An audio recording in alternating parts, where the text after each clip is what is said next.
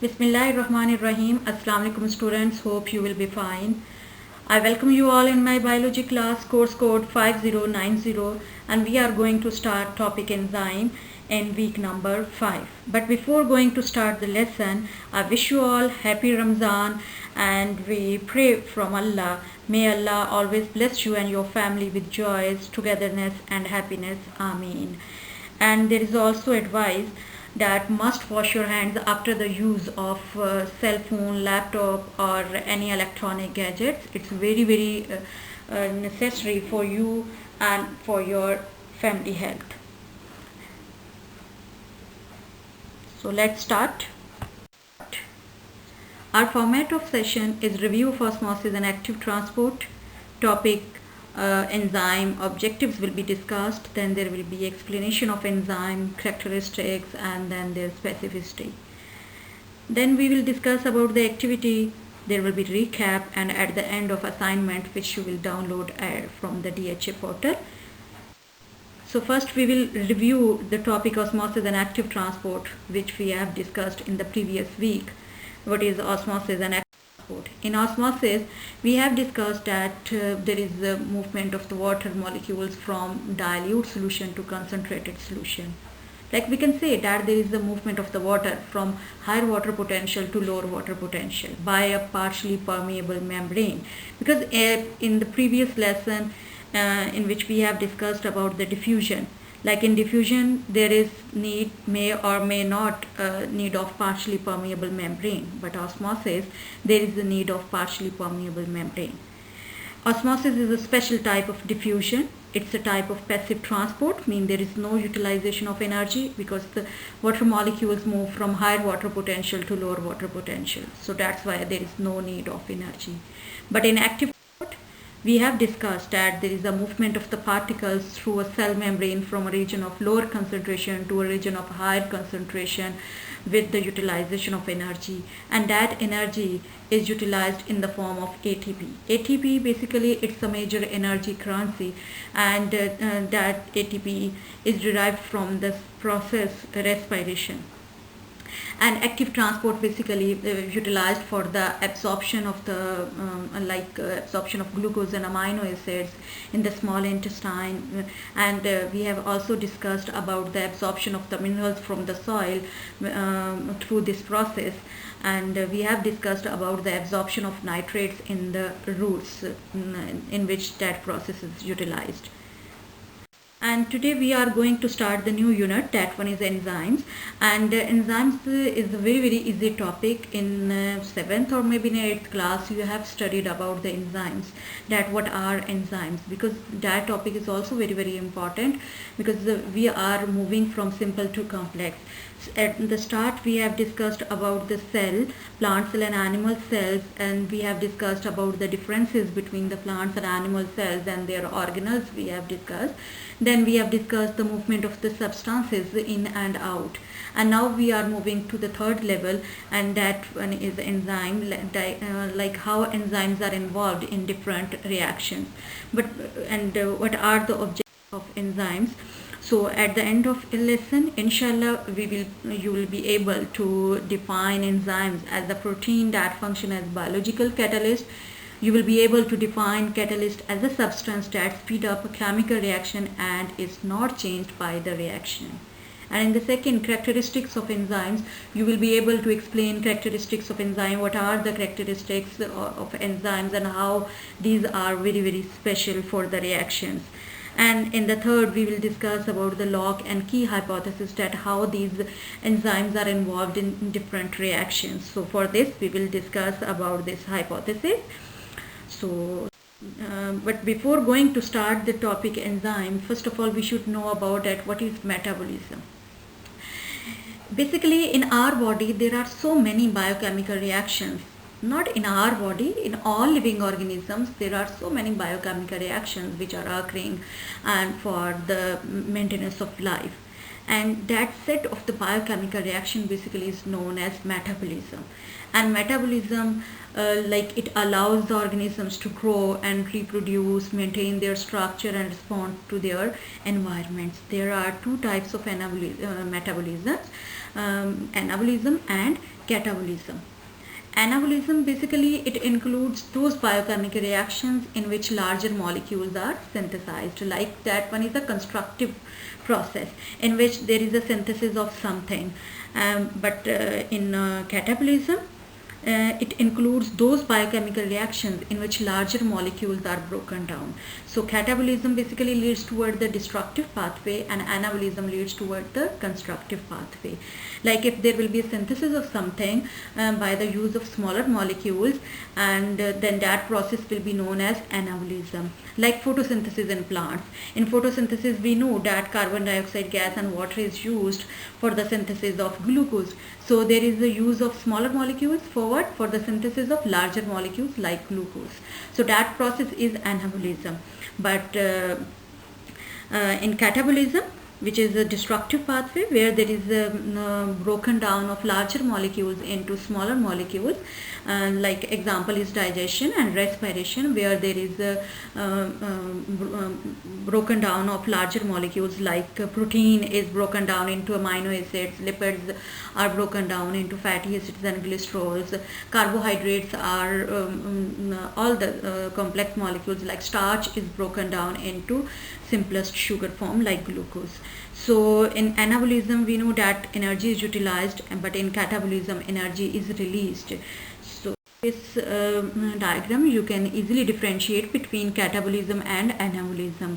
You can see in this diagram, like in anabolic pathway, you can see that there is joining of the smaller molecules, and in this process energy is used. And in catabolism, in catabolic reaction, you can see that there is a larger molecule which is broken down into smaller units and energy is released in this process. Like respiration, you can compare that for the anabolic reactions you can consider an example of photosynthesis, and for the catabolic reactions you can consider an example of respiration. In photosynthesis, carbon dioxide gas plus water and plus energy, light energy is used. But in catabolic reactions we know that glucose will be broken down with the release of carbon dioxide gas as well as water along with energy. So this proves that biochemical reactions are actually energy transfers.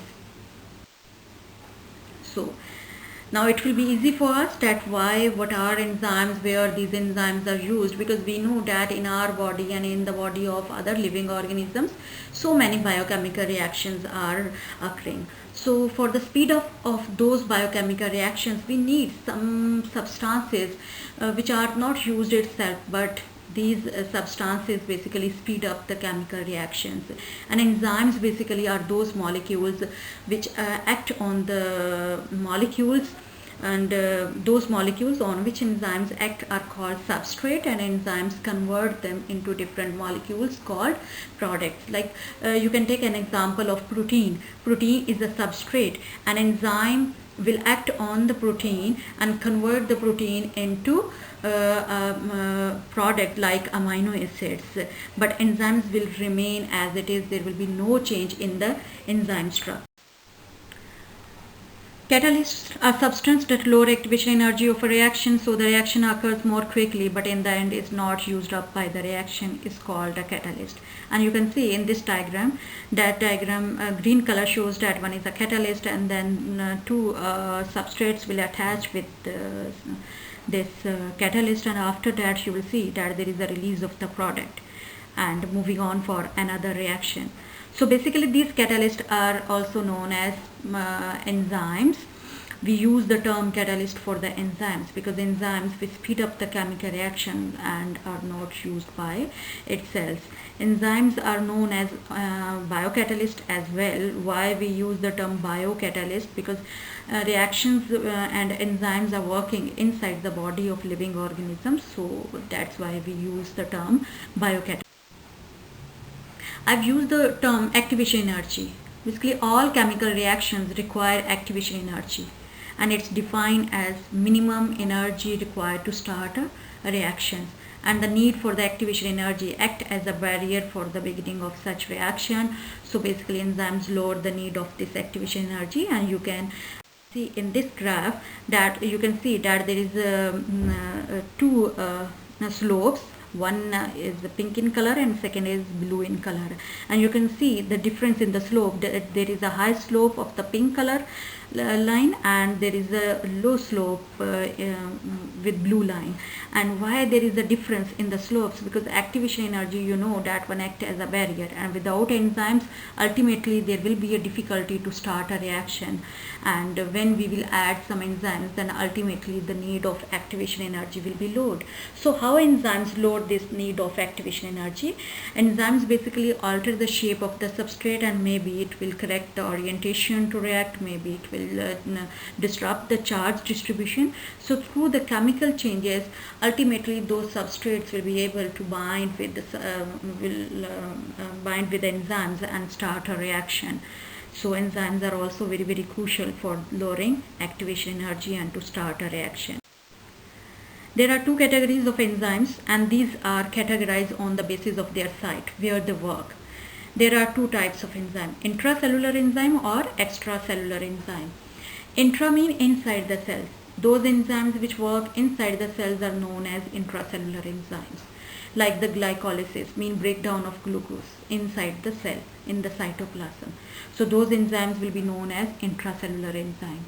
And those enzymes which are working in the cavity, like in the stomach cavity, like in the oral cavity, in our oral cavity, so many enzymes are released. There are so many secretions and which basically digest the food. So these enzymes are known as extracellular enzymes, like pepsin, which is working in stomach cavity.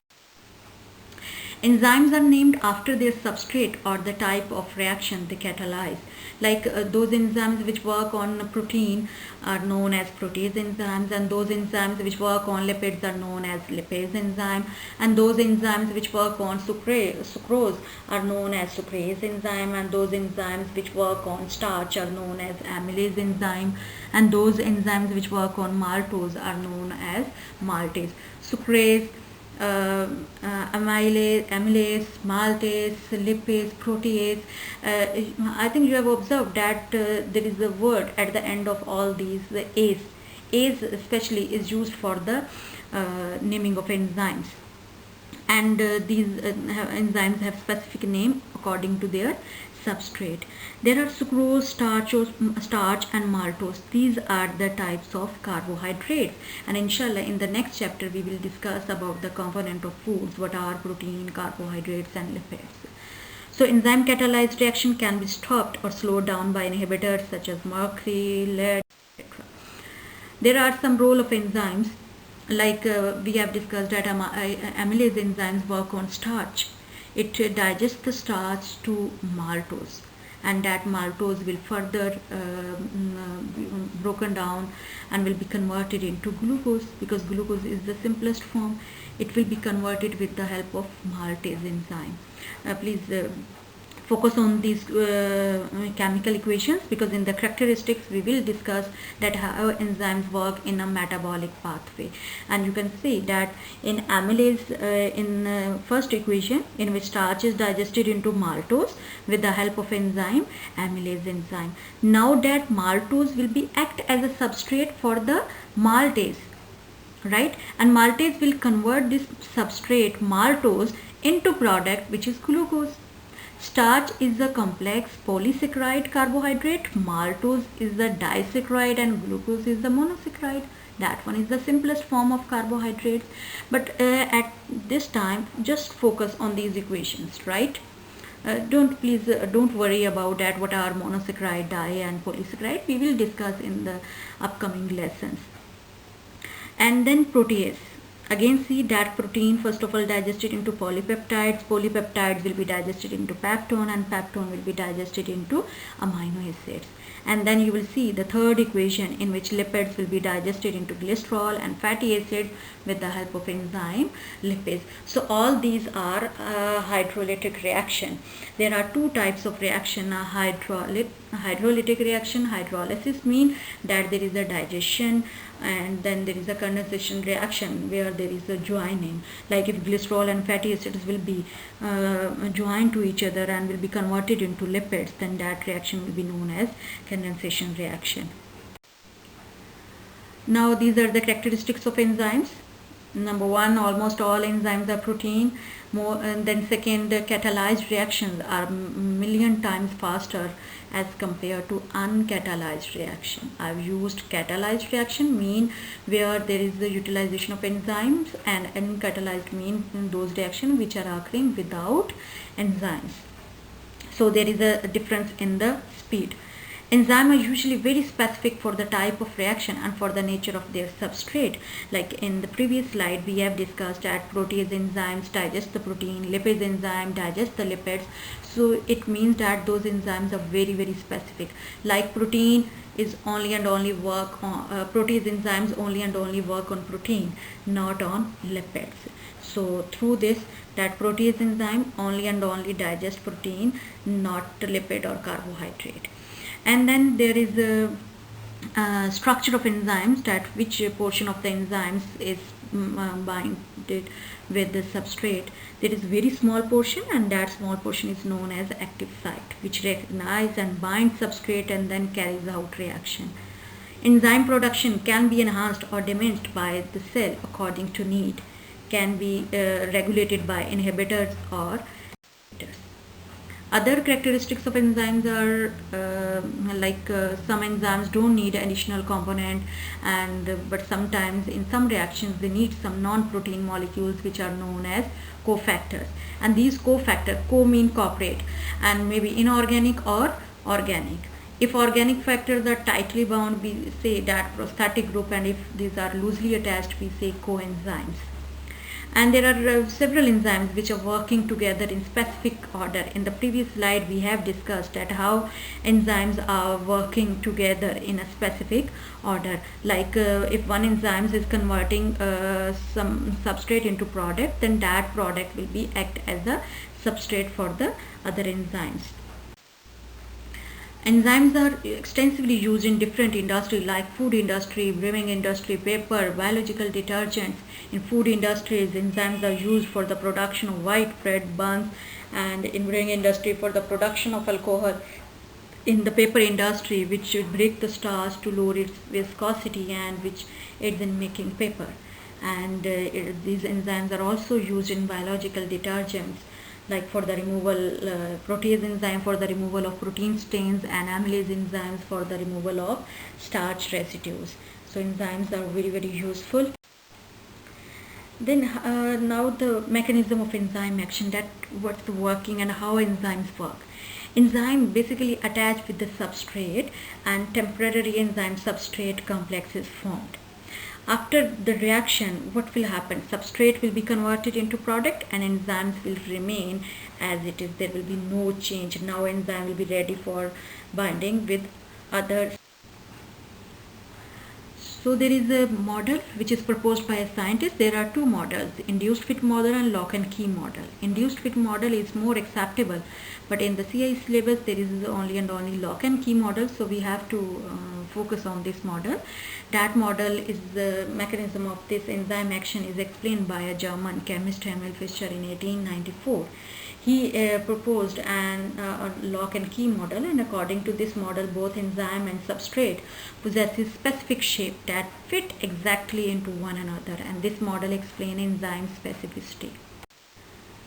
How these enzymes react, you can see in this diagram that lock and key model. Why this name is used? Because lock has a specific space where you can insert a specific key. If the shape of the key will be changed, then ultimately that key will not be able to bind with lock. You can't insert, and you will not be able to open the lock. So that's why lock and key both have specific shape and specific geometric shape through which key can easily insert into the lock, and you will be able to open the lock. So just like this, enzymes which are very, very specific for the type of the reaction as well as for the nature of substrate. So key will attach with this key substrate. Key, we use the term key for the substrate and lock for the enzyme. Then there will be formation of enzyme substrate complex, and after that product will be released. Yes, this in the figure also shows the lock and key model have specific shape There will be no change in the shape. And now the activity, what you have to do, you have to take a plain biscuit which should be sugar free and chew it. After some time you will feel sweet taste. Why? You have to find the answer of this question. What we have discussed in this lesson, what are enzymes? So enzymes are biological catalysts made up of mainly of protein. They alter the rate of chemical reaction in living organisms but does not get used up in the reaction. Enzymes are capable of working in two ways: by joining smaller molecules to form larger molecules and by splitting larger molecules into smaller molecules. An enzyme controls a specific chemical reaction. They load the activation energy, and also lock and key model basically explain the working of enzyme, that how substrate fit into the active site on the enzyme molecules to form enzyme substrate complex, and after that substrate will be converted into product.